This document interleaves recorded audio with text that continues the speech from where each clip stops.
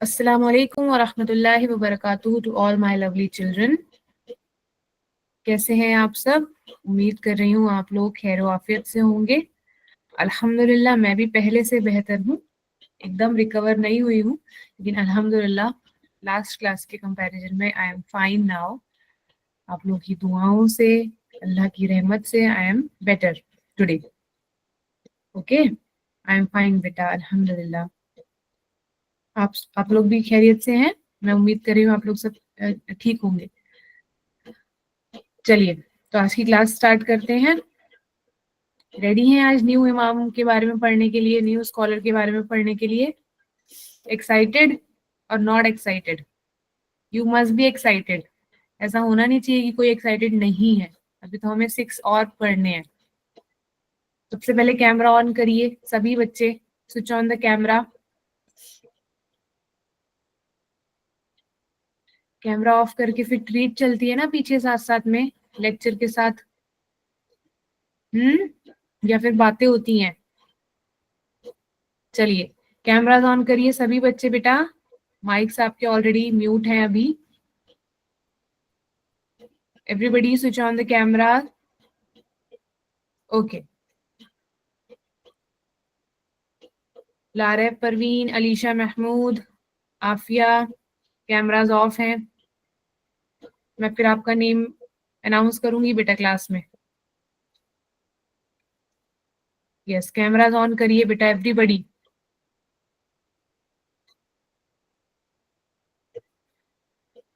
Okay चलिए तो start करते हैं। बिस्मिल्लाहिर्रहमानिर्रहीम।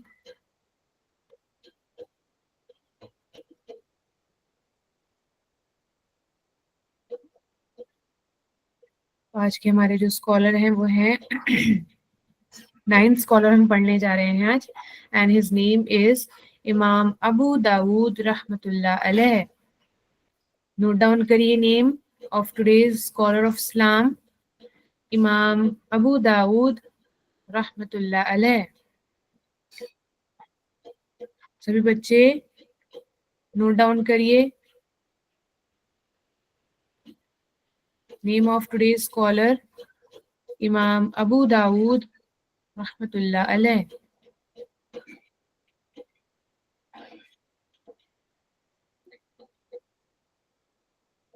डन बेटा? Still students are joining class. It's going to be 8:40 but still students are joining. जल्दी से नोट डाउन करिए बेटा। ओके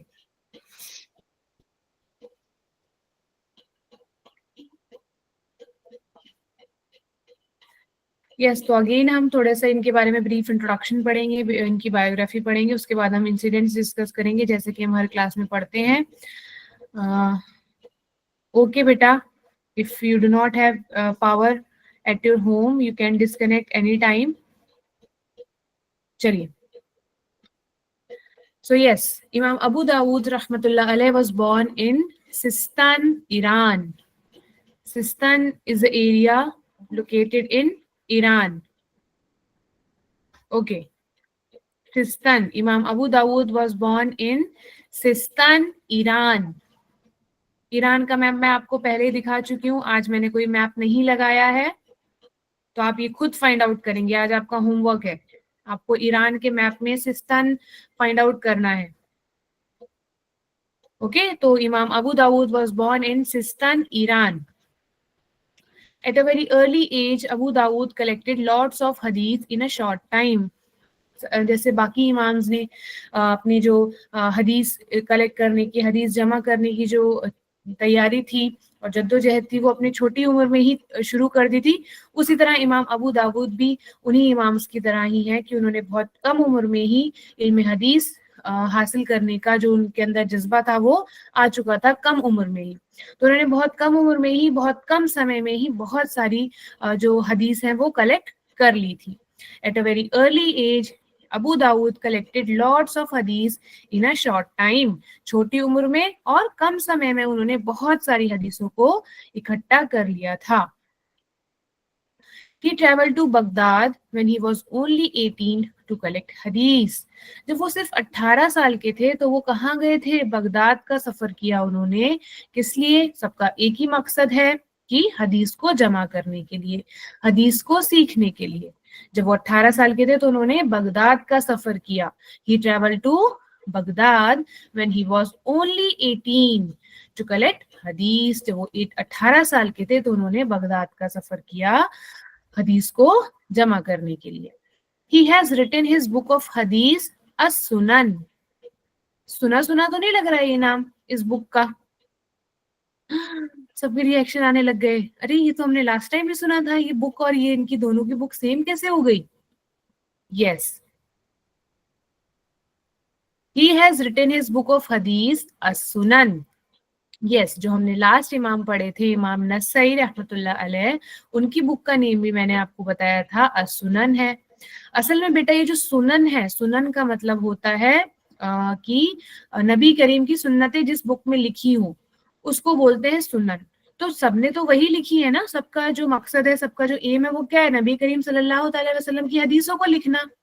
तो इनकी बुक का नाम भी अस-सुनन है, लेकिन इस बुक इन दोनों इमाम्स की बुक्स को डिफरेंशिएट करने का एक बस तरीका है कि इनकी बुक्स पे इनके नेम्स लिखे हैं अस-सुनन के आगे। तो सुनन अबू दाऊद जो है वो इमाम अबू दाऊद रहमतुल्लाह अलैह की बुक का नाम है, और इमाम नसई की बुक का नाम क्या है? सुनन अन-नसई। सुनन अन-नसई वो इमाम नसई की बुक का नाम है। यस, एंड इमाम अबू दाऊद की बुक का नाम क्या है? सुनन अबू दाऊद। सुनन अबू दाऊद। अब क्लियर हुआ बेटा सबको? क्लियर है सबको दोनों की बुक्स में जो डिफरेंस है? इंपॉर्टेंट पॉइंट है आज का, आपको पता होना चाहिए कि इमाम नसई और इमाम अबू दाऊद रहमतुल्लाह अलैह की जो बुक्स नेम है वो कैसे डिफर करती हैं एक दूसरे से। तो जस्ट सिंपल है, आपको ट्रिक से लर्न करना है। अस सुनन, सुनन के आगे उन दोनों का खुद का नेम लगाना है आपको, वो उनकी बुक का नेम बन जाएगा। Sunan Abu Dawud is the book name of इमाम अबू दाऊद रहमतुल्लाह अलैह, एंड सुनन अन-नसई is a book name of इमाम नसई रहमतुल्लाह अलैह। क्लियर? ओके, आई होप आप सब क्लियर होंगे। Yes, next, he collected in his book as-सुनन 4800 हदीस। लिखिए बेटा, नोट डाउन करिए ये पॉइंट। कितनी बुक्स कितनी उन्होंने हदीस कलेक्ट की हैं अपनी इस बुक में? 4800 हदीस। 4800 हदीस लिखी हैं सुनन अबू दाऊद में, इमाम अबू दाऊद रहमतुल्लाह अलैह ने। Noted everyone? 4800 हदीस लिखी हैं इन्होंने अपनी बुक में, जमा की हैं, अंडरस्टैंड करके उनको लिखा है। Next, he witnessed the rise of imams like Imam Bukhari rahmatullah alayh, Imam Muslim rahmatullah alayh, Imam Hanbal rahmatullah alayh and Imam Tirmidhi rahmatullah alayh। देखिए, इन्होंने देखा है अपनी आंखों से, अपनी लाइफ में एक्सपीरियंस किया है किस किस का राइज। जब ये सारे इमाम जो हम पहले पढ़ चुके हैं, इमाम बुखारी रहमतुल्लाह अलैह, इमाम मुस्लिम रहमतुल्लाह अलैह, इमाम हम्बल रहमतुल्लाह अलैह, इमाम तिरमिज़ी रहमतुल्लाह अलैह, तो जब ये इमाम्स के बारे में चर्चा हुआ करती थी उस टाइम में, तो ये इन लोगों को विटनेस कर रहे थे। इनकी जो अचीवमेंट्स थे, इनकी जो कामयाबी उस वक्त में चल रही थी, वो इन्होंने देखी है, वो सुनी है, और इन इमाम से भी इन्होंने अपनी हदीसों को जमा किया है, थोड़ी हेल्प ली है। ठीक है, मेनली जो ये जिन इमाम के साथ रहते थे वो थे इमाम अहमद रहमतुल्लाह अलैह। ठीक है, तो कौन कौन से इमाम्स की इन्होंने सक्सेस को विटनेस किया है, जाना है, देखा है, सुना है? इमाम बुखारी रहमतुल्लाह अलैह, इमाम मुस्लिम रहमतुल्लाह अलैह, इमाम हम्बल रहमतुल्लाह अलैह एंड इमाम तिरमिज़ी रहमतुल्लाह अलैह। क्लियर है ये पॉइंट? ये पॉइंट क्लियर है सबको?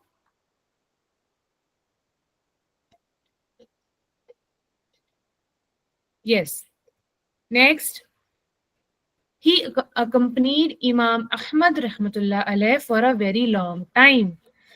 he accompanied का मतलब होता है साथ दिया, उनके कंपनी में रहे, और उनके साथ काम किया, उनके साथ हदीसें जमा की, उनके साथ हदीसों को पढ़ा समझा। किसके साथ? इमाम अहमद रहमतुल्लाह अलैह के साथ इमाम अबू दाऊद रहमतुल्लाह अलैह ने काफी वक्त बिताया, काफी सारा काम किया, काफी हदीसें जमा की for a very long time, बहुत लंबे अरसे के लिए। ठीक है, बहुत लंबे अरसे के लिए उन्होंने इमाम अहमद रहमतुल्लाह अलैह को अकम्पनी किया, उनका साथ दिया, उनके साथ काम किया। क्लियर बेटा? ओके, नेक्स्ट, ही लर्न हदीस एंड फिक फ्रॉम इमाम अहमद रहमतुल्लाह अलैह। फर्स्ट क्लास में आपको याद होगा मैंने बताया था कि फिक क्या होता है। फिक का मतलब होता है जब हम हदीस और कुरान को मिलाकर इस्लामिक लॉज बनाते हैं। शरिया लॉ आई थिंक जिसको कहते हैं, वो होते हैं फिक। तो इमाम अबू दाऊद रहमतुल्लाह अलैह ने हदीस और फिक किससे सीखा? इमाम अहमद रहमतुल्लाह अलैह से सीखा। ठीक है, ही लर्न हदीस एंड फिक फ्रॉम इमाम अहमद रहमतुल्लाह अलैह। उन्होंने हदीस को और फिक को, इस्लामिक जुरिडिक्शन को, इस्लामिक लॉज को किससे सीखा? इमाम अहमद रहमतुल्लाह अलैह से सीखा। क्लियर हो गया यहाँ तक? मैं अगेन एक बार रिपीट कर रही हूँ बेटा। He was born in Sistan, Iran. Iran में वो पैदा हुए थे। बहुत ही कम उम्र में Abu Dawood collected lots of हदीस in a short time. Abu Dawud रहमतुल्लाह अलैह ने बहुत कम समय में और बहुत कम एज में बहुत सारी हदीसों को जमा कर लिया था। He traveled to Baghdad when he was only 18 to collect hadith. जब वो सिर्फ 18 साल के थे तो वो बगदाद गए और किस लिए? हदीसों को जमा करने के लिए। उन्होंने अपनी एक बुक भी लिखी जिसका नाम था सुनन अबू दाऊद। सुनन अबू दाऊद, यस। और उन्होंने अपनी बुक में 4800 हदीस को लिखा। बहुत सारी इमाम्स का उन्होंने राइज देखा, सक्सेस देखी। उनमें से कुछ के नाम लिखे हैं यहाँ पर, जैसे इमाम बुखारी रहमतुल्लाह अलैह, इमाम मुस्लिम रहमतुल्लाह अलैह, इमाम हम्बल रहमतुल्लाह अलैह, इमाम तिरमिजी रहमतुल्लाह अलैह का राइज देखा, इनकी सक्सेस देखी, सुनी। और उन्होंने इमाम अहमद रहमतुल्लाह अलैह के साथ बहुत अरसे तक साथ में काम किया, हदीसों को सीखा, जमा किया। और उन्होंने हदीस और फिक भी इमाम अहमद रहमतुल्लाह अलैह से ही सीखी। फिक एंड हदीस इमाम अबू दाऊद ने किससे सीखी? इमाम अहमद रहमतुल्लाह अलैह से सीखी। ठीक है, क्लियर है यहाँ तक? ओके, चलिए अब हम चलते हैं आगे।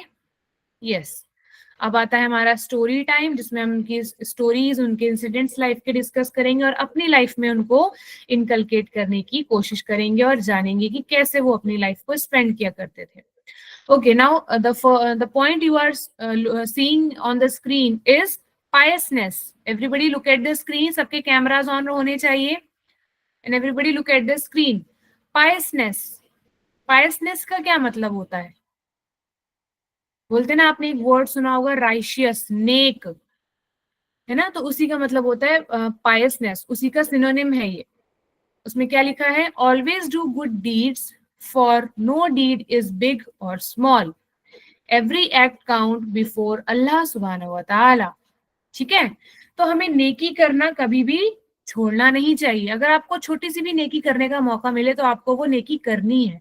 क्यों करनी है? कोई भी काम, अच्छा काम छोटा या बड़ा नहीं होता। कोई भी नेकी छोटी या बड़ी नहीं होती। अल्लाह के सामने तो बस नेकी काउंट होती है। छोटी है या बड़ी है, अल्लाह को वो कभी नहीं देखते। ठीक है, तो हमेशा हमें गुड डीड्स करनी है, चाहे वो छोटी हो या बड़ी, क्योंकि अल्लाह सुब्हानहू व तआला हमारी हर गुड डीड को काउंट करते हैं और हमें उसका अज्र देते हैं, उसका हमें रिवॉर्ड देते हैं। तो इस पर देखते हैं कि उनकी लाइफ में ऐसा क्या वाकया हुआ कि ये जो पायसनेस हम उनसे सीख रहे हैं। तो एक बार वो जो थे इमाम अबू दाऊद रहमतुल्लाह अलैह जो थे, वो अपने गांव में, अपने शहर में रह रहे थे। वो बहुत बड़े आलिम तो थे ही, इतनी सारे उनको हदीस की नॉलेज थी और वो ऑब्वियस सी बात है बहुत नॉलेजेबल पर्सन थे।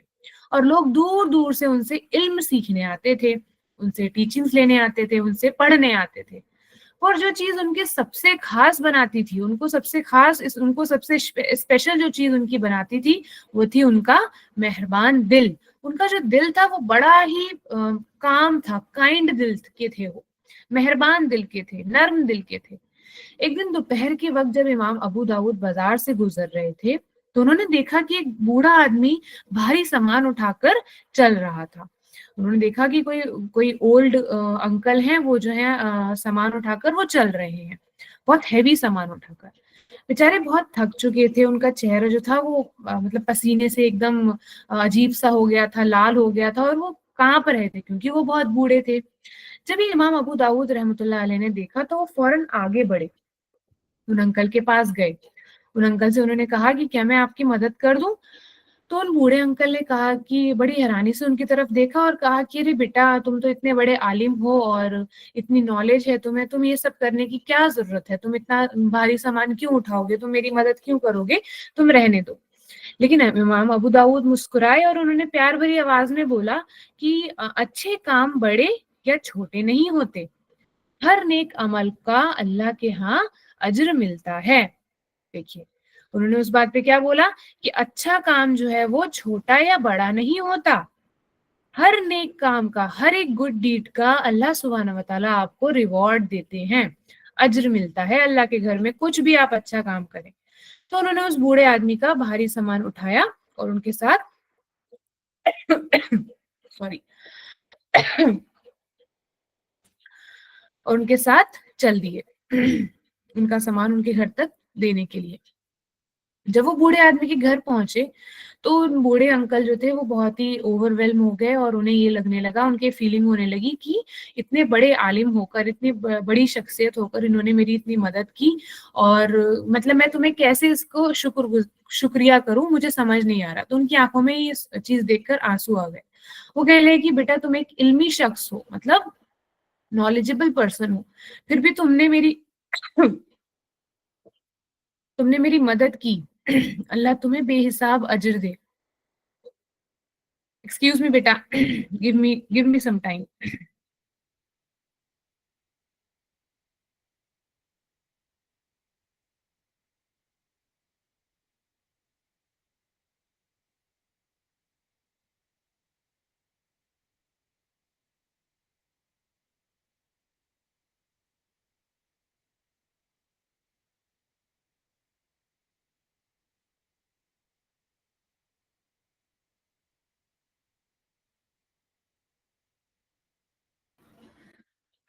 यस चिल्ड्रन,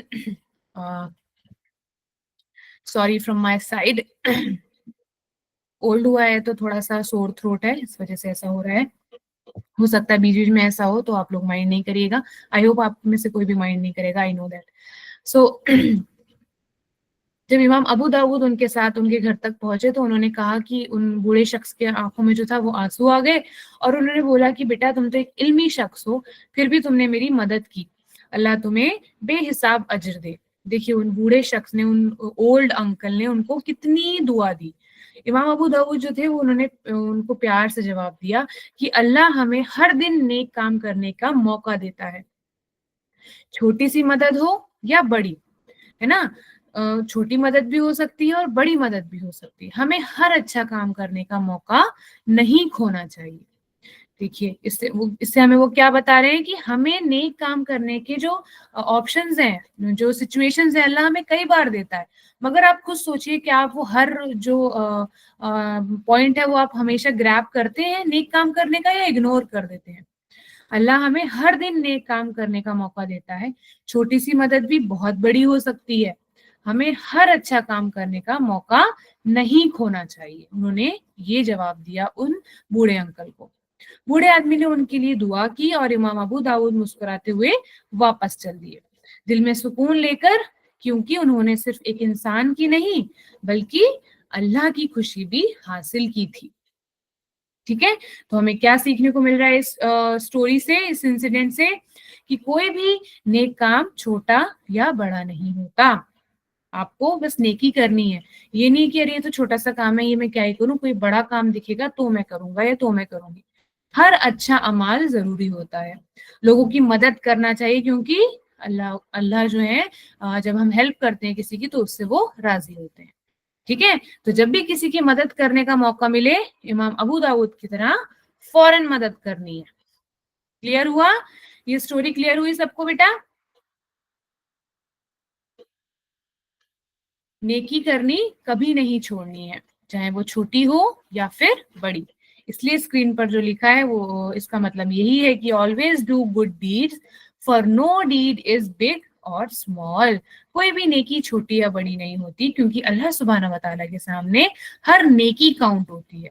वो छोटी या बड़ी नेकी काउंट नहीं करते, वो बस नेकी काउंट करते हैं। ठीक है, चलिए यहां तक क्लियर है सबको? नेक बनना है, नेक इंसान बनना है, उसको बोलते हैं पायस बनना, PIOUS। ठीक है, चलिए नेक्स्ट चलिए। Okay, coming to the next incident. Sharing is essential. ये तो आपको आपके पेरेंट्स, आई होप, एंड आपके टीचर्स भी जब आप छोटे से थे तब से आपको समझा रहे हैं कि sharing is caring, sharing is caring. हमें ये बताते हैं ना हमारे पेरेंट्स की शेयर करना अच्छी बात है, चाहे वो हमारे सिबलिंग्स हों, चाहे वो हमारे फ्रेंड्स हों, चाहे वो हमारे कजिन्स हों। हमें सबके साथ अपनी चीजें शेयर करनी चाहिए, क्योंकि शेयरिंग से लव बढ़ता है और अच्छी अच्छी एक बॉन्डिंग क्रिएट होती है। तो शेयरिंग इज एसेंशियल। अब यहाँ पर किस चीज की शेयरिंग की बात हो रही है? Sharing fosters kindness, strengthens bond and brings blessing from अल्लाह सुब्हानहू व तआला। शेयरिंग से देखिए क्या फॉस्टर होता है? काइंडनेस। अगर आप शेयर करते हैं तो आपका दिल जो है वो काइंड बनता है ना, और आपके बॉन्ड्स जो है वो स्ट्रेंथ, उनमें मजबूती आती है, मजबूती आती है आपके रिश्तों में, और अल्लाह सुब्हानहू व तआला की ब्लेसिंग्स भी आती हैं, क्योंकि शेयरिंग से अल्लाह सुब्हानहू व तआला राजी होते हैं, वो खुश होते हैं हम लोग को एक दूसरे से चीजें शेयर करने में, है ना। अभी जैसे अल्लाह सुब्हानहू व तआला ने मुझे थोड़ी सा ये बना दिया है कि मुझे थोड़ी बहुत नॉलेज है कि मैं आपको पढ़ा पा रही हूँ स्कॉलर्स ऑफ इस्लाम के बारे में। अगर मैं ये सोच के बैठ जाऊं कि नहीं, मेरे को तो स्कॉलर ऑफ इस्लाम के बारे में पता है, मैं क्यों बताऊं इन लोगों को, मेरी नॉलेज सिर्फ मेरे तक रहनी चाहिए, मुझे सब बोलेंगे कि अरे वाह, इसको तो स्कॉलर्स ऑफ इस्लाम के बारे में सब पता है, तो क्या ये अच्छी बात है? नहीं। अब चूंकि मेरे पास नॉलेज है, अल्लाह ने मुझे इस काबिल बनाया कि मुझे थोड़ी बहुत नॉलेज है स्कॉलर्स ऑफ इस्लाम की, जो मैं आपको दे पा रही हूँ। तो देखिए आप लोग कितने सारे स्टूडेंट्स हैं, आपको सबको पता लग रहा है कि स्कॉलर्स ऑफ इस्लाम क्या है, उनकी लाइफ का मकसद क्या है, और क्या क्या क्वालिटीज उनकी हैं जो हम अपनी लाइफ में इनकलकेट करेंगे। तो यही इस चीज की शेयरिंग की हम बात इस टॉपिक पे करेंगे कि इमाम अबू दाऊद जो थे वो अपनी नॉलेज को किस तरह शेयर किया करते थे अपने स्टूडेंट्स के साथ।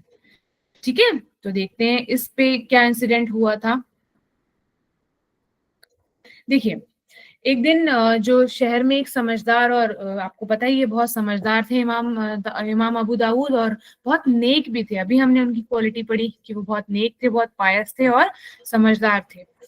अ, उन्होंने काफी सफर किया और बड़े बड़े उलेमाओं से वो मिले थे। बहुत ही कीमती कीमती किताबें उन्होंने लिखी थी। अभी हमने पढ़ी उनकी किताब का भी पढ़ा। ये किताबें उनके सबसे बड़े खजाने जैसी थी, क्योंकि हर किसी जो कोई अपनी बुक लिखता है वो सब कुछ जो भी उसने पढ़ा होता है, जो भी उसने लर्न किया होता है, वो सब कुछ पेन डाउन करता है उस बुक में, और सबसे बड़ी वेल्थ उसके लिए उसकी बुक्स ही होती हैं।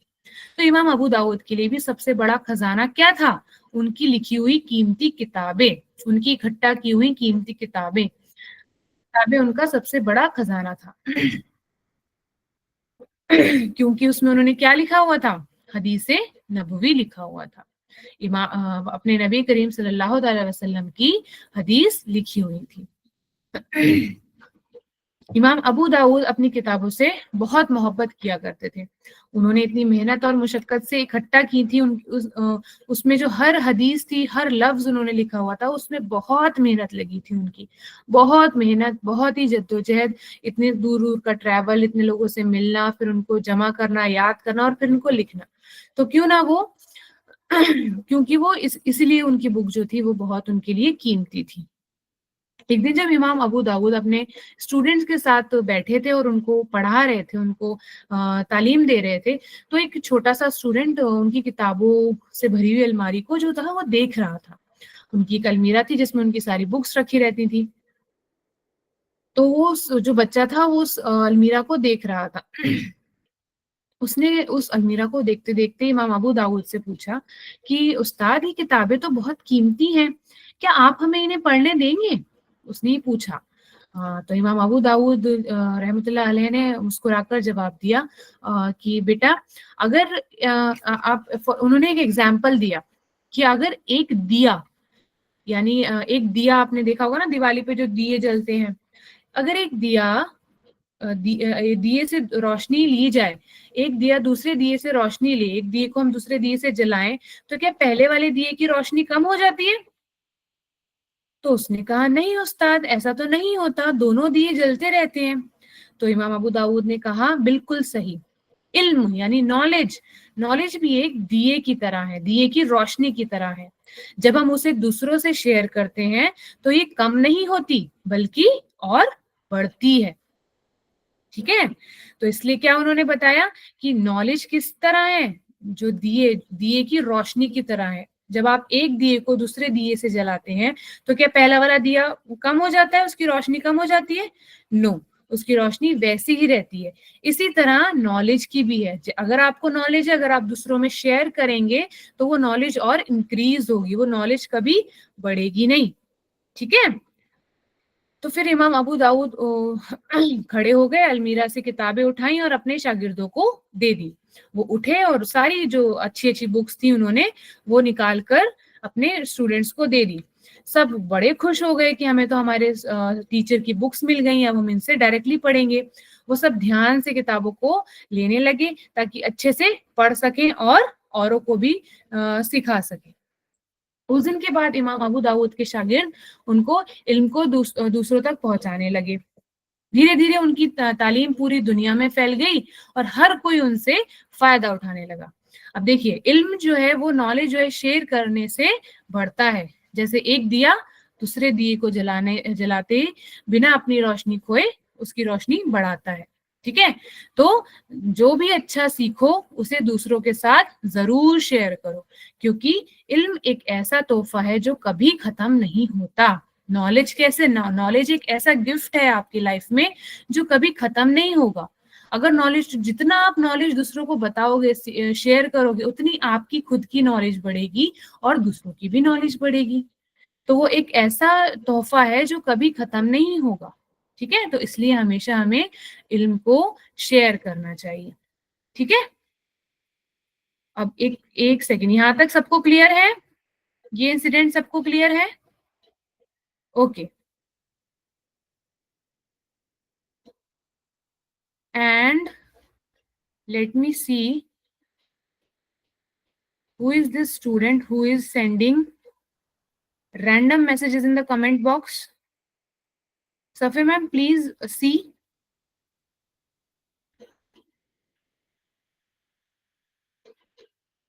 Ibrahim Ahmed. Ibrahim Ahmed. I don't know it is the name of that student or the father's name, I don't know. But why are you typing random messages in the comment box, beta? Be very careful while I am teaching.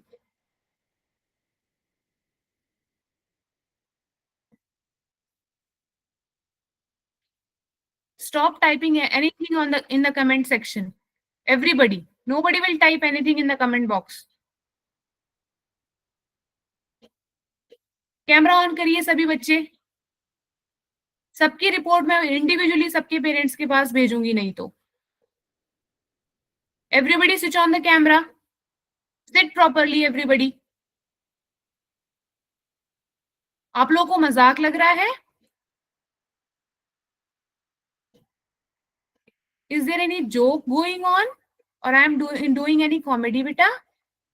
No ना, it takes lot of hard work. इतने सारे बच्चों को पढ़ाना, तबीयत खराब में इतना बोलना, it takes lot of courage, it lot of hard work. So उस चीज का रिस्पेक्ट करिए। आप तो इतने अच्छे, इतने प्यारे बच्चे हैं। और ये फर्स्ट टाइम तो है नहीं कि आप लोग ऑनलाइन क्लास अटेंड कर रहे हैं। ऑनलाइन क्लास के एटिकेट्स भी आपको पता है। स्टिल बोर हो गए हैं, नहीं करनी क्लास अटेंड? आपको क्या लग रहा है, मैम को दिख नहीं रहा है कुछ भी?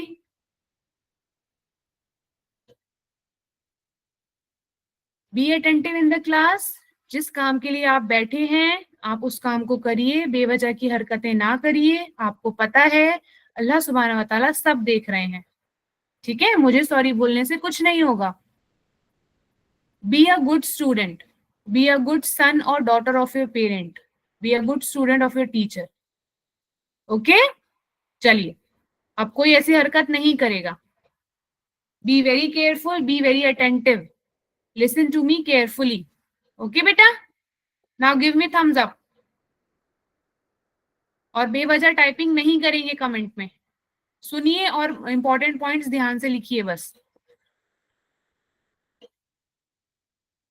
चलिए, शेयरिंग इज एसेंशियल, यहां तक क्लियर हो गया सबको कि हमें अपनी नॉलेज को शेयर करना चाहिए, ठीक है, सिर्फ अपने तक नहीं रखना चाहिए। इमाम अबू दाऊद रहमतुल्लाह अलैह की तरह अगर आपके पास अच्छी बुक्स हैं और आपका कोई फ्रेंड आपसे बोल रहा है कि अरे वाह ये वाली तो बुक बहुत अच्छी है, क्या मैं आपसे पढ़ने के लिए ले लूं, तो आपको क्या करना है, उसको दे देना है, शेयर करना है। वो कुछ दिन में आपको पढ़ के आपको रिटर्न कर देगा या कर देगी, है ना। तो हमेशा इल्म को, नॉलेज को, अगर आपके पास आप कुछ नया चीज सीख रहे हैं तो वो आपको अपने फ्रेंड्स के साथ, अपने सिबलिंग्स के साथ, अपने रिलेटिव्स के साथ शेयर करना है, क्योंकि शेयरिंग से क्या होता है, काइंडनेस बढ़ती है, हमारे जो बॉन्ड है वो स्ट्रांग होते हैं और अल्लाह सुब्हानहू व तआला की ब्लेसिंग्स हमारे ऊपर रहती हैं। ठीक है, यहाँ तक क्लियर हो गया बेटा, दो इंसिडेंट्स क्लियर है सबको? यस, चलिए अब moving to the next, the power of sacrifice in education. अब ये देखिए, अब ये क्या नई चीज है, सेक्रीफाइस भी करना है एजुकेशन में, अब ये क्या है, क्या लिखा है सामने देखिए, true knowledge requires sacrifice and dedication. Yes, ये तो बिल्कुल सच बात है। अगर आपको सच्चा इल्म हासिल करना है, आपको अच्छी नॉलेज हासिल करनी है, तो उसके लिए क्या करना पड़ेगा, सेक्रीफाइस करना पड़ेगा, डेडिकेशन लाना पड़ेगा आप अपने अंदर। क्यों? अब सेक्रीफाइस और डेडिकेशन किस चीज के लिए लाना पड़ेगा? सपोज करिए अभी आप लोग क्लास अटेंड कर रहे हैं, किस चीज के लिए आप क्लास अटेंड कर रहे हैं? क्योंकि आपको नॉलेज गेन करनी है, आपको इल्म हासिल करना है। हो सकता है आपको, आपकी तबीयत ठीक ना हो या आपको थोड़ी थकान हो रही हो, लेकिन आपको वो तबीयत खराब और वो थकान को छोड़कर, सेक्रीफाइस कर कर बैठना है। किस लिए? क्लास अटेंड करने के लिए, ताकि आप इल्म हासिल कर सके, नॉलेज हासिल कर सके। अपने कंफर्ट को सेक्रीफाइस करना है। ये भी हो सकता है कि आप एब्सेंट होके सो जाएं, रेस्ट कर लें, या खाना खाना पीना खाएं, या टीवी देख लें, या फोन चलाएं, मगर नहीं, हमें अपने कंफर्ट को सेक्रीफाइस करके हमें इल्म हासिल करने के लिए, अपनी क्लास अटेंड करने के लिए बैठना है। तो this is the type of sacrifice we should do and we have to do to gain knowledge. And dedication, dedication हम पहले भी डिस्कस कर चुके हैं कि डेडिकेटेडली हमें अपनी क्लासेस अटेंड करनी है, डेडिकेशन के साथ। दैट मीन्स आपको फिक्र होनी चाहिए कि मेरी क्लास का टाइमिंग हो रहा है और मुझे क्लास अटेंड करनी है, मुझे आज देखते हैं कि आज क्यों पढ़ने को मिलेगा, क्या न्यूज सीखने को मिलेगा। तो ये दो क्वालिटीज आपके अंदर होनी चाहिए, तब आप जो है एक ट्रू नॉलेजेबल पर्सन बनोगे, एक अच्छे इल्मी शख्सियत बनोगे। ठीक है, तो दैट इज वाई यहाँ लिखा है true knowledge requires sacrifice and dedication. अपने कंफर्ट को सेक्रीफाइस करना पड़ता है अच्छी नॉलेज को लेने के लिए, अच्छी नॉलेज को ग्रैब करने के लिए, और डेडिकेटेड रहना पड़ता है, लगे रहना है, जमे रहना है, जब तक आपको कोई नई चीज कोई हासिल ना हो जाए, कोई अच्छी नॉलेज हासिल ना हो जाए। तो ये है आपके सेक्रीफाइस की पावर एजुकेशन में, the power of sacrifice in education. जो स्क्रीन पर हेडिंग है वो क्लियर हो गई यहाँ तक? उसके बाद हम स्टोरी पर चलेंगे, इंसिडेंट पर चलेंगे। ओके, चलिए, तो अब देखते हैं इस पर क्या इंसिडेंट था इमाम अबू दाऊद रहमतुल्लाह अलैह का।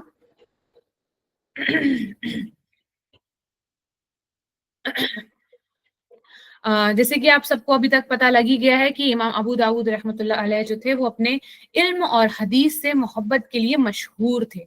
वो बहुत मशहूर थे अपने टाइम में, किसके लिए? वो बहुत नॉलेजेबल थे और उनको हदीस से बहुत मोहब्बत थी, इसलिए वो बहुत मशहूर थे और वो लोगों को तो सिखाया ही करते थे हदीस, तो वो इसलिए वो बहुत फेमस थे अपने टाइम में। उनकी सबसे बड़ी ख्वाहिश थी कि वो हर एक हदीस, हर एक सही हदीस को ढूंढकर लिखें, ताकि लोगों तक असली इल्म पहुंचे। सारे इमाम्स की क्या ही ख्वाहिश है, यही ख्वाहिश है ना कि जो हर एक हदीस उन्होंने अपनी बुक्स में लिखी है वो एकदम करेक्ट हो, हमने एक इमाम के बारे में पढ़ा था जो हमेशा तहकीक करते थे हर हदीस के सच्चाई तक पहुंचने के लिए। जब तक उन्हें वो सच्चाई नहीं पता लग जाती थी, वो उस हदीस को नहीं लिखते थे, ना ही उसको लर्न करते थे। तो हर इमाम की जो भी हमने अब तक पढ़े, उनका यही मकसद था कि वो हर एक सही हदीस को ढूंढ कर लिखें ताकि लोगों तक असली इल्म पहुंचे, असली नॉलेज पहुंचे। तो एक दिन उन्होंने सुना कि एक बहुत ही कीमती हदीस एक दूर से शहर में एक बुजुर्ग के पास है।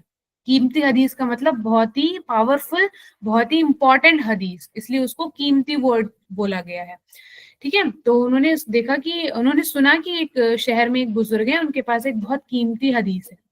ये हदीस बहुत ही कम लोगों के पास थी, ये भी उन्हें पता लगा, और उसको सुनना बहुत जरूरी था क्योंकि वो इतनी कीमती थी। जरूर उसमें जरूरी है ना कि उसमें कुछ ना कुछ तो इम्पोर्टेंस होगी, तभी वो इतनी कीमती बोली जा रही है। तो उसको सुनना उनके लिए बहुत जरूरी था। इमाम अबू दाऊद ने बिना सोच विचार किए सफर का इरादा कर लिया। उन्होंने सोचा कि मैं अब इस हदीस को लेने के लिए, सुनने के लिए मैं सफर करूंगा, ट्रैवल करूंगा। लेकिन आपको पता ही है उस टाइम में सफर कैसा होता था, बहुत मुश्किल होता था उस टाइम में सफर। हमारी तरह आजकल के टाइम की तरह इजी ट्रैवल नहीं होता था, उस वक्त में सफर बहुत मुश्किल होता था। उनका सफर तेजी से धूप और सख्त रेगिस्तान से गुजरता था, मतलब हार्श वेदर होता था। यस, बहुत हार्श वेदर होता था। रास्ते में पानी और खाने की कमी भी होती थी। कई दिन उन्होंने बिना खाना खाए गुजारे, सिर्फ अल्लाह पर भरोसा रखा कि उनके लिए आसानी होगी। उनके कपड़े मिट्टी से भर जाते और पैर पैर छालों से भर जाते, मगर उनके जज्बे में कोई कमी नहीं आती। उनके अंदर जो जील थी कि मुझे वो हदीस जाननी है, सुननी है, वो कभी कम नहीं होती। आखिर बहुत मुश्किल सफर के बाद वो उस शहर पहुंचे। शहर के लोग हैरान हो गए उनको देखकर। उन्होंने कहा, इमाम अबू दाऊद, आप इतनी तकलीफ उठाकर सिर्फ एक हदीस के लिए आए हैं? इमाम अबू दाऊद ने जवाब दिया, इल्म हासिल करने के लिए कुर्बानी देनी पड़ती है। देखिए, कुर्बानी, सेक्रीफाइस, सेक्रीफाइस के बिना असली इल्म नहीं मिलता। यही तो असली इम्तिहान है। आपको अच्छा इल्म चाहिए, अच्छी नॉलेज चाहिए, तो आपको क्या करना पड़ेगा? कुछ अपनी कुर्बानी, कुछ अपने कंफर्ट की कुर्बानी देनी पड़ेगी, सेक्रीफाइस करना पड़ेगा, तभी तो आपको असली इल्म मिलेगा। फिर उन्होंने बुजुर्ग से वो कीमती हदीस सुनी, लिखी और अपनी किताबों में शामिल की ताकि हर कोई उससे फायदा उठा सके। देखिए, उन्होंने कितनी मुश्किलात के साथ वो सिर्फ उस हदीस को पढ़ने सुनने के लिए वो कितनी मुश्किलों से ट्रैवल करके वहां तक पहुंचे। उसके बाद उन्होंने वो हदीस को सुना और अपनी बुक में शामिल किया। तो इसलिए कहते हैं, असली इल्म सिर्फ किताबों से नहीं मिलता, मेहनत उसके लिए लगती है, उसके लिए कुर्बानी लगती है, तब असली इल्म जो है वो आपको हासिल होता है। ठीक है, तो जो लोग मेहनत करते हैं इल्म के लिए, अल्लाह उनका दर्जा बुलंद करता है, उनको और सक्सेस देता है। हमें भी छोटी छोटी मुश्किलों से घबराना नहीं चाहिए बेटा, बल्कि सब्र रखना चाहिए, पेशेंस रखना चाहिए, और अपनी मेहनत से अपनी मंजिल को, अपने एम तक पहुंचना चाहिए। ठीक है, sacrifice always leads to something great. Yes, very good Farhan. तो इसलिए अगर आप सेक्रीफाइस जब तक अपनी लाइफ में कुछ चीजें नहीं करोगे, आपको अचीवमेंट नहीं मिलेंगे। तो अगर आपको कुछ सीखना है तो इमाम अबू दाऊद की तरह सब्र, मेहनत और कुर्बानी का जज्बा रखिए। सब्र रखना है, मेहनत करनी है और कुर्बानी, सेक्रीफाइस का जज्बा रखना है कि कोई बात नहीं, अगर आज मैं मतलब अपनी नानी के घर नहीं जा पा रहा हूँ क्योंकि कल मेरा एग्जाम है, तो कोई बात नहीं, मैंने ये चीज सेक्रीफाइस कर दी। आज मैं अपनी प्रेपरेशन करूंगा एग्जाम के लिए या करूंगी, फिर मैं नेक्स्ट डे अपनी नानी के घर चला जाऊंगा। तो छोटे छोटे इंसिडेंट्स जो हमारी लाइफ में होते हैं वो हमें सेक्रीफाइस करना पड़ते हैं। उसके लिए आपको कभी रिग्रेट नहीं करना कि अरे मैं नानी घर नहीं जा पाया, या मैं उस वेडिंग में नहीं जा पाई, या मैं उस बर्थडे पार्टी में नहीं जा पाई। नहीं बेटा, उस सेक्रीफाइस का अल्लाह आपको जरूर जरूर रिवॉर्ड देंगे। ठीक है, क्योंकि सेक्रीफाइस इज इंपॉर्टेंट अगर आपको नॉलेज हासिल करनी है तो क्लियर हुआ यहाँ तक बेटा? ये इंसिडेंट क्लियर है सबको?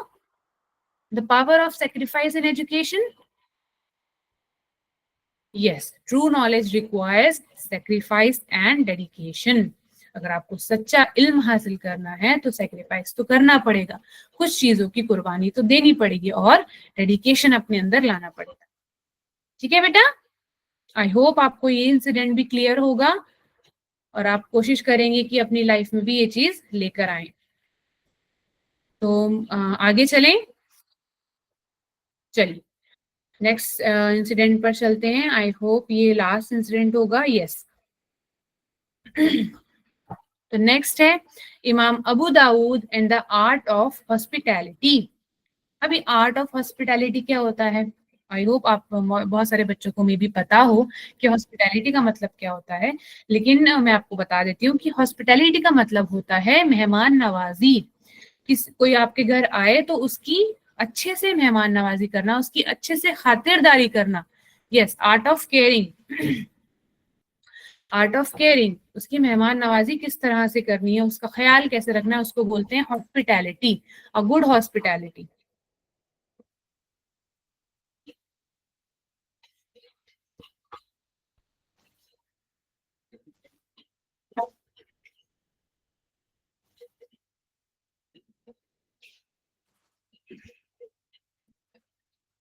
यस बेटा। सो हॉस्पिटैलिटी का मतलब होता है मेहमान नवाजी, किसी की खातिर करना। तो Imam Dawood and the art of hospitality कैसे रिलेटेड है? The true honour lies not just in knowledge but in kindness and caring for others. देखिए, ट्रू ऑनर, ऑनर का मतलब क्या होता है? आपको जब इज्जत मिलती है तो वो इज्जत आपको सिर्फ अच्छी नॉलेज रखने से नहीं मिलेगी। और किससे मिलेगी? आपने सिर्फ नॉलेज हासिल कर ली और लेकिन आप दूसरों से अच्छा बर्ताव नहीं कर रहे हैं, तो क्या उस नॉलेज का कोई फायदा है? नहीं है। है ना? आप एक नॉलेजेबल इंसान हो, आप एक एजुकेटेड पर्सन हो, आप एजुकेटेड स्टूडेंट हो, तो उसका उसका फायदा कब होगा? जब आपके बिहेवियर में वो चीज दिखेगी कि यस आप एजुकेटेड हो। आप जब आप काइंड बिहेवियर रखोगे दूसरों से, केयरिंग बिहेवियर रखोगे दूसरों से, तभी तो आपकी एजुकेशन झलकेगी आपके बिहेवियर में। है ना? सो जो, और तभी आपको सच्ची इज्जत भी मिलेगी। True honour lies not just in knowledge, सिर्फ नॉलेज के होने से ही आपको इज्जत नहीं मिलती, but in kindness and caring for other. जब आप काइंडनेस दिखाते हैं, जब आप काइंडनेस शो करते हैं अपने बिहेवियर में, जब आप केयरिंग शो करते हैं अपने बिहेवियर में दूसरों के लिए, तब आपकी असल नॉलेज का पता लगता है, तब आपको असल इज्जत मिलती है। उस नॉलेज का क्या फायदा कि जब आपको नॉलेज तो है, आप एजुकेटेड तो हो, आपने 10th भी पास कर लिया, आपने 12th भी पास कर लिया, उसके आगे की भी हायर स्टडीज कर ली, लेकिन आपको पता नहीं है कि अपने बड़ों से कैसे बिहेव करना है, अगर आपके घर कोई आ रहा है तो उससे कैसे बिहेव करना है।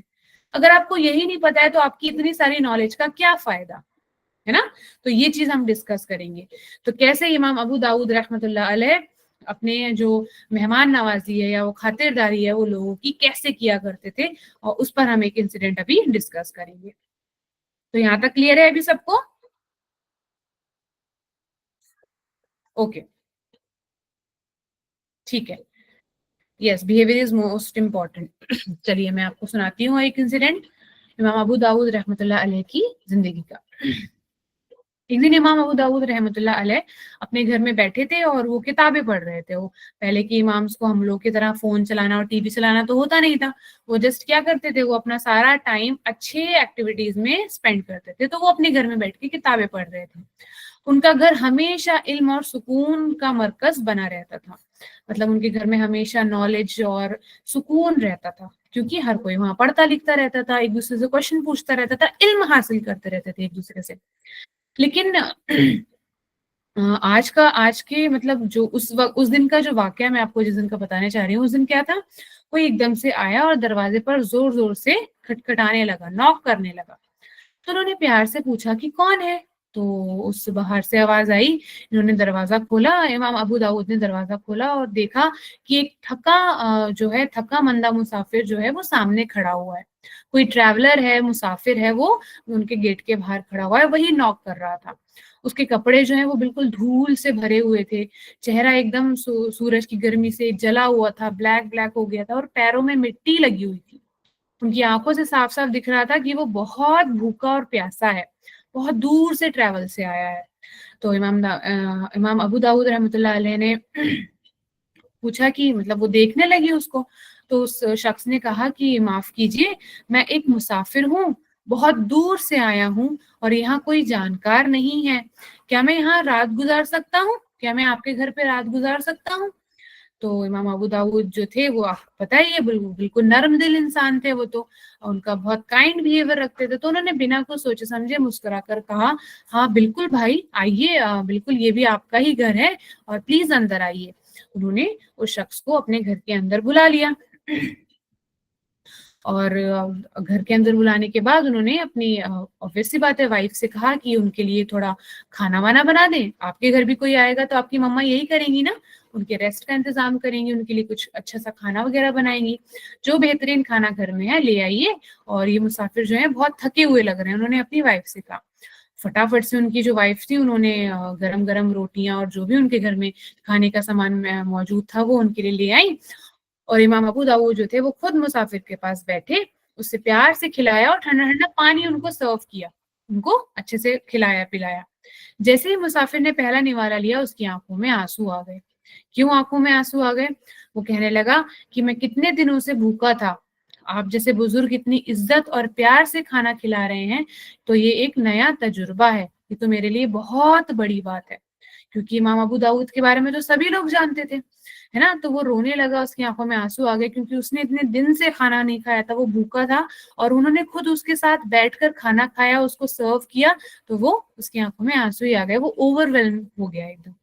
रात के वक्त इमाम अबू दाऊद ने उसके आराम का भी पूरा इंतजाम किया, मतलब रेस्ट का भी पूरा इंतजाम किया उनके लिए।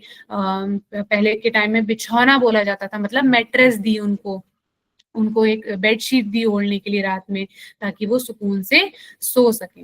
वो मुसाफिर एकदम हैरान था कि मतलब आप इतने बड़े आलिम हैं, इतनी किताबें लिखी हैं आपने, इतने इतनी ज्यादा नॉलेज है आपको, फिर भी आप एक अजनबी मुसाफिर की इतनी मदद क्यों कर रहे हैं? तो इमाम अबू दाऊद ने कहा कि मेहमान नवाजी सिर्फ एक अदब नहीं है। क्या है मेहमान नवाजी? एक सुन्नत है रसूलुल्लाह सल्लल्लाहु अलैहि वसल्लम की। उन्होंने हमेशा मेहमानों का इकराम किया, उन्होंने हमेशा मेहमानों की हेल्प की, वो उनका ख्याल रखा करते थे। और जो अल्लाह के बंदों की मदद करता है अल्लाह उससे बहुत पसंद करता है, ये तो हम जानते ही हैं। तो वो जो मुसाफिर था वो बहुत खुश हुआ, वो कहने लगा आज मैंने सीखा कि असल इज्जत सिर्फ इल्म में नहीं होती, बल्कि दिल की बड़ी सोच और अच्छे अखलाक में भी होती है। रात को मुसाफिर सुकून भरी नींद से सोया और सुबह सुबह इमाम अबू दाऊद को दुआएं देते हुए रवाना हो गया। तो देखिए, तो आपके अगर घर ऐसे कोई आ जाएगा तो आपको पहले तो आपके पेरेंट्स हैं ये सब करने के लिए, तो आप तहकीक करेंगे, और अगर आपके घर पे कोई आता है वैसे भी तो आपको अच्छे से उनकी खातिरदारी करनी है इमाम अबू दाऊद रहमतुल्लाह अलैह की तरह। क्योंकि हमें पता है अल्लाह is all knowing all seeing, वो सब देख रहे हैं, है ना। तो हमें सबकी हेल्प करनी है, केयर करनी। ठीक है, यहाँ तक क्लियर हुआ बेटा? जो भी कोई मेहमान आपके घर आए तो उनको इज्जत और प्यार से उनका वेलकम करना है। ठीक है, यहाँ तक क्लियर हो गया सबको? चारों इंसिडेंट्स क्लियर हैं? Piousness, sacrifice in education, and और क्या पढ़ा था हमने? शेयरिंग और हॉस्पिटैलिटी। हॉस्पिटैलिटी वर्ड क्लियर है? मेहमान नवाजी, खातिरदारी, आवभगत, ये जो बोलते हैं इस सब का मतलब होता है hospitality. B a good host, yes, very good, हमें अच्छा होस्ट बनना है। अगर हमारे घर कोई गेस्ट आते हैं तो उनके लिए हमें एक अच्छा होस्ट बनना है। ओके, चलिए आगे चलें। Next, homework, very easy homework. जल्दी से स्क्रीनशॉट लीजिए होमवर्क की स्लाइड का, जल्दी से। बहुत इजी होमवर्क है आज का भी। What is the difference between the names of books of इमाम नसई रहमतुल्लाह अलैह एंड इमाम अबू दाऊद रहमतुल्लाह अलैह?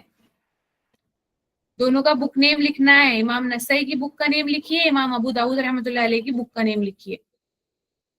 अच्छा, होमवर्क पहले आ गया, मॉरल नहीं आया? ठीक है, कोई बात नहीं, अभी आ जाएगा मॉरल, डोंट वरी। आप होमवर्क की स्क्रीनशॉट ले लीजिए, मैं मॉरल बता रही हूँ आपको। Sharing of knowledge is essential, why? 2-3 lines में, 2-3 पॉइंट्स में लिखना है आपको कि नॉलेज को शेयर करना जरूरी है। क्यों जरूरी है? उबैद, ठीक से बैठिए बेटा। थर्ड क्वेश्चन, हाउ मेनी हदीस he has collected in his book? कितनी हदीस कलेक्ट की थी उन्होंने अपनी बुक में? लिखना है। बहुत इजी क्वेश्चन, बहुत इजी क्वेश्चन है। क्लियर हो गए तीनों क्वेश्चंस? चलिए अब मैं मॉरल पे आती हूँ। आज होमवर्क पहले हो गया है, मॉरल बाद में हुआ है, कोई बात नहीं। हाँ, तो मॉरल क्या था हमारा? फर्स्ट हमने क्या सीखा था? Do good deeds even if they are small और बिग। हमें हमेशा नेकी करना नहीं छोड़ना है, चाहे वो नेकी छोटी हो या फिर बड़ी। हमें नेकी करना नहीं छोड़ना है, क्योंकि अल्लाह की नजर में छोटा या बड़ा नहीं होता, नेकी होती है, वो सिर्फ नेकी काउंट करते हैं। ठीक है, do good deeds even if they are small और big. Next, share your knowledge with others. हमेशा जो भी आप नया सीख रहे हैं, इल्म हासिल कर रहे हैं, वो दूसरों के साथ हमेशा शेयर करना है। Share your knowledge with others. Next, sacrifice your comfort to seek knowledge. Very important, आपको अपने कंफर्ट को सेक्रीफाइस करना पड़ेगा अगर आपको अच्छा नॉलेज गेन करनी है। यही हमने अभी सीखा था ना कि we have to sacrifice our comfort. अपने कंफर्ट जोन से बाहर निकलकर ही हमें अच्छी नॉलेज हासिल होगी। थोड़ी नींद गंवानी पड़ेगी, थोड़ा कंफर्ट गंवाना पड़ेगा, थोड़ी क्लासेस ज्यादा अटेंड करनी पड़ेंगी, थोड़ा स्टडीज में ज्यादा टाइम देना पड़ेगा, तभी तो नॉलेज हासिल होगी ना। इसलिए हमें अपने कंफर्ट को सेक्रीफाइस करना है नॉलेज को सीख करने के लिए। Next, be a good host to your guest. अपने गेस्ट के लिए अच्छा होस्ट बनना है, मेहमान नवाजी आपको अच्छे से करनी है। कोई भी अगर आपके घर गेस्ट एज अ गेस्ट आता है तो आपको उसकी खातिरदारी अच्छे से करनी है। Be a good host to your guest, यहाँ पे टू आएगा होस्ट के बाद। Be a good host to your guest. To ma'am से मिस्टेकिंगली जो है वो रह गया है। Be a good host to your guest. अपने गेस्ट के लिए हमें एक अच्छा होस्ट बनना है। So that is the moral of today's story. Okay. Okay. So that's all for today's class. I hope आप सबको ये क्लियर होगा। एक इंपॉर्टेंट बात मुझे बतानी है, कोई अभी लीव नहीं करेगा। Homework, you can take the screenshot of this slide. Now listen to me carefully. बहुत इंपॉर्टेंट बात मैं बताने जा रही